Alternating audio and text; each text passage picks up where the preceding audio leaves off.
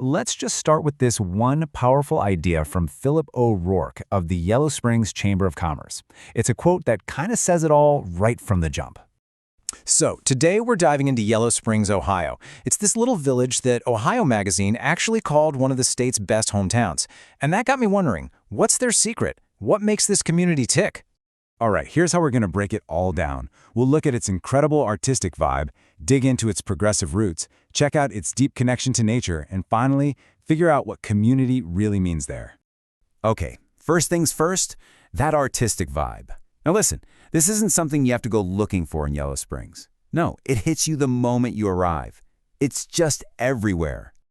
And get this, the village only has about 3,700 people.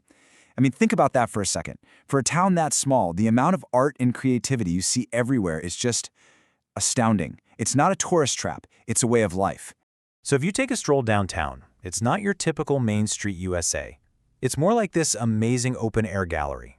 You've got everything from shops making jewelry out of old coins to pottery studios, glass blowers, fantastic vintage finds, and huge, colorful murals covering the walls. And this detail, this is just perfect. The local pottery studio literally turned the town's trash cans into sculptures. I mean, who does that? It's such a small thing, but it tells you everything you need to know. Nothing's too ordinary to be a piece of art here. You know, stuff like this doesn't just happen by accident. This quote really nails it. It's like there's this unwritten rule in the air. It's okay to be creative here. It's okay to be different, to step outside the lines, and that permission, that's what lets all this amazing art flourish. Speaking of creative freedom, you can't talk about Yellow Springs without talking about its most famous resident, Dave Chappelle. He actually went to middle school here, and after becoming this huge star, he came back. But not to hide out, no. He came back to be a part of it all. And he's not just living there, he's investing. He bought the old firehouse and turned it into a 140-seat comedy club. He's got a restaurant, he's put money into the local radio station, even opened a couple of merch shops. He's actively helping build the town's future. But here's the key thing. Even though he's this massive global celebrity, in Yellow Springs, he's just a local, a community member first. It really shows you how the town's values can ground anyone, no matter how famous they get.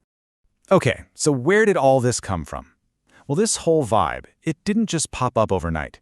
It's built on a really long history of progressive, forward-thinking ideas. Let's dig into that. So the story goes way back to the 1800s. It started as a health resort because of these so-called curative springs. Then the railroad came through in 1846 and it became a real hub. But the absolute game changer was Antioch College, founded in 1852. It had this super progressive mission that attracted incredible people like Coretta Scott King and Rod Serling, you know, the creator of the Twilight Zone. That really cemented the town's reputation. And I love this part. It shows how they respect their history, but also embrace the future. That old railroad line that was the center of everything back then? Today, it's the Little Miami Scenic Trail. It's now part of the biggest paved biking network in the whole country. How cool is that? So we've got art and history. What about the land itself? Well, in Yellow Springs, nature isn't just something you go visit on the weekends. It's literally your backyard. 1,000 acres. Let that sink in for a second. That's how big the Glen Helen Nature Preserve is, and it's right on the edge of town. It's this massive, beautiful space that's just there, a part of daily life.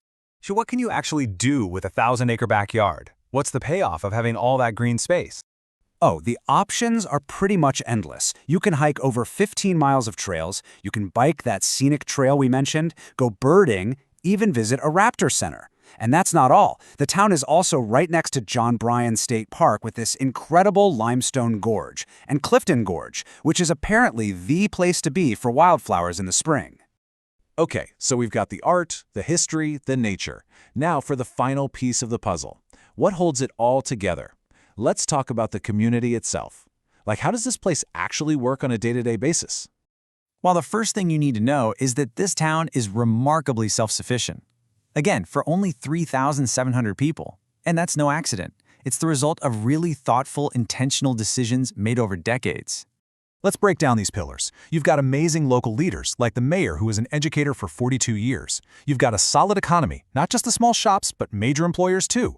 They're deeply committed to the environment, with a green belt protecting the town and a land trust saving farmland. And here's the kicker. The village runs its own services. We're talking electric, water, sewer, even its own police department. That's incredible. So if you had to boil it all down, what's the core vibe of the town? It's really this.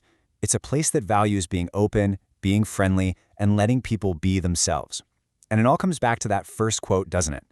It's a place where people come to be kind. And that right there is the real magic of this place. The art, the history, the nature, the community, they aren't separate things. They're all connected. The history inspires the art, the nature defines the community protects the history. See how it all fits together? It's this beautiful, self-reinforcing cycle. Which really brings us to the big takeaway here. The story of Yellow Springs isn't just about one neat little town in Ohio. It's like a case study, and it leaves you with this really powerful question. What could happen, anywhere, if a community genuinely gave every single person permission to be creative, permission to be different, permission to just be themselves?